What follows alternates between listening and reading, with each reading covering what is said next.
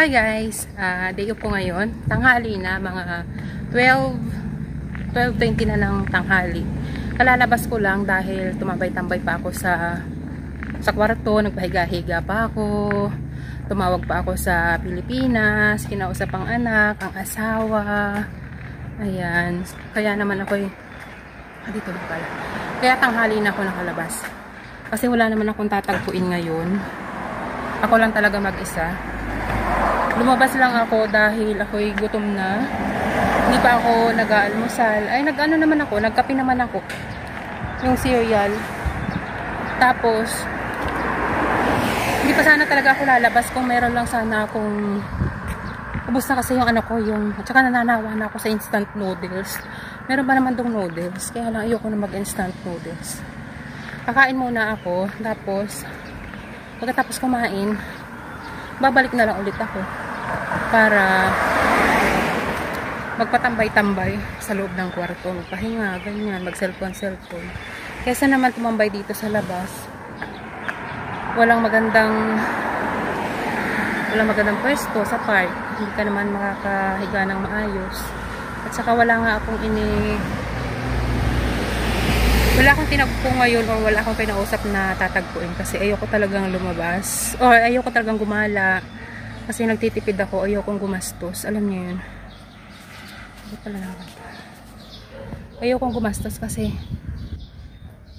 sayang ng pamasahe, tapos ang mahal pa ng pagkain. Yung isang kain dito guys, kapag kakain ka sa kunwari McDo, Jollibee, KFC, pinakamababa mong kain $50. Ayan. Hindi pa naman ako nakakapag-try kumain sa coffee shop. Hindi ka guys sa Singapore na pwede kang kumain sa coffee shop. Maraming coffee shop doon dito. At dahil nga nasa probinsya kami, tingnan nyo naman guys. Oh, bundok dyan. May bundok dito. Ayan. Ayan, bundok yan. Wala kang makikita dyan na mga building. So ngayon pupunta ako sa city. Ang city doon. Kung makikita nyo yung matataas sa building na yun. Doon ako pupunta para kumain. Andun ang mga coffee shop, andun yung mga McDo, KFC, ayan. So malayo. Siguro malapit dito yung airport kasi tingnan niyo may airplane, oh. Maghihintay lang ako ng bus, green bus, or dito ko masakyan ang yellow bus, green bus ang sasakyan ko. Ito ang ginagamit ditong pambayad guys, itong octopus card. Kung sa Singapore ang ginagamit ay EasyLink card, dito sa Hong Kong ang ginagamit ay octopus card. Kaya naman siguro to tinawag na octopus card kasi pwede mo itong gamitin pagbili sa 7-Eleven, sa mga kahit saan kang pwedeng bumili, pwede mo itong ibayad. Para siyang credit card or para siyang ATM card. Ganun tong EasyLink octopus card. Ang inilaman ko dito is 500 Hong Kong dollars. So siguro mga ano to guys, mga 5,000 pesos ang laman nito.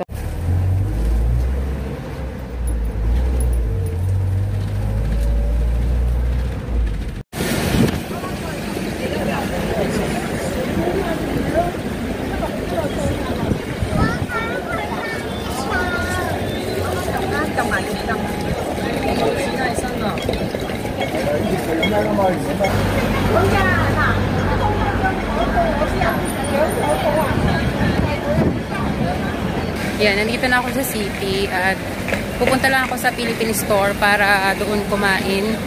Tapos magte-take out na lang ako ng pagkain ko mamayang hapon. Tapos babalik na ako sa bahay para magpatambay-tambay na lang ulit. So buti na lang medyo alam-alam ko na dito sa pasikot-sikot, pero hindi ko pa totally alam talaga. Medyo yung pupunta lang sa Philippine store yung alam ko.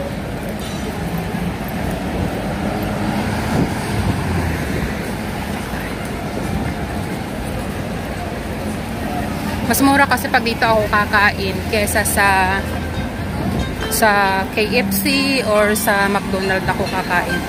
Dito, ang isang kain dito mga $38 makakain ka na. Pero pag sa McDo or KFC, 49 to 50 ang isang kain.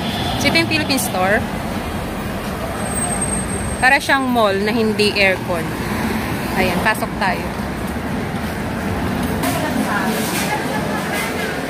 Para siyang mall na hindi aircon, tapos yung mga escalator ay hindi gumagana. So, kailangan mong maglakad.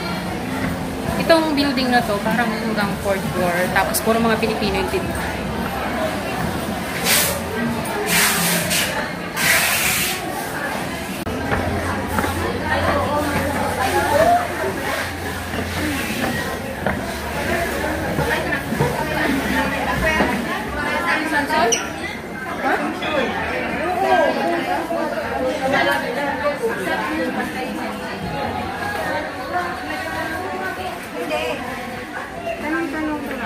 Dito kami nakain. Dito.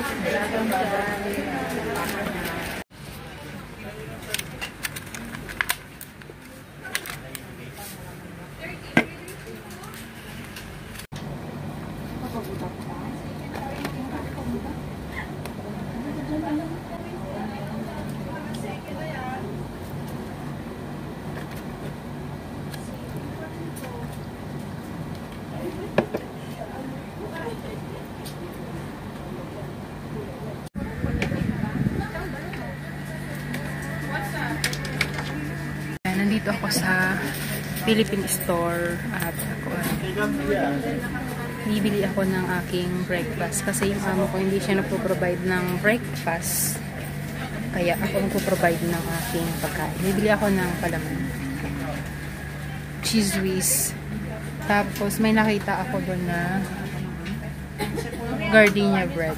Ayan, meron. Bibili ako nitong pinapay ko ng scissors. Ayan, para sa akin breakfast. Kasi ang breakfast ko kape lang, tapos mga instant noodles. Ayan, pabalik na ako guys. Tapos ako kumain doon sa Philippine store and nagbili din ako ng aking breakfast, tinapay, tapos palaman. Tapos dinner ko mamaya, nagbili na din ako, tapos merienda. Babalik ako doon sa binabaan ko dahil yung tapat noon ay doon yung sakayan pabalik sa amin. Tatawid lang ako sa kalsada. Tapos yun na yung sakayan papunta doon sa amin. Bus 39, green bus, minibus. Ayan. Ano pa lang ngayon? Alauna pa lang ng hapon. And magtataka yung amo ko bakit ang agap ko. Siguro pwede naman akong tumambay sa kwarto. Kasi kanina, tanghali na din naman ako lumabas. Wala din naman silang sinalo. Kaya, siguro okay lang. Saan ba pwedeng tumawid?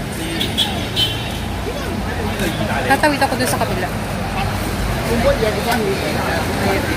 Hindi na ako magugutom kasi bumili ako ng isang loaf, gardenia loaf. Tapos palaman, mga palaman. Dalawang klaseng palaman yung aking binili. Hindi naman ako nagugutom, kaya lang yung breakfast kasi doon pala yung doon pala yung tawiran.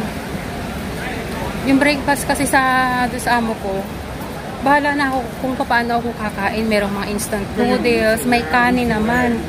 Tapos kung lagi na lang ako nag-instant noodles sa araw-araw, baka naman ako magkasakit na nito sa bato.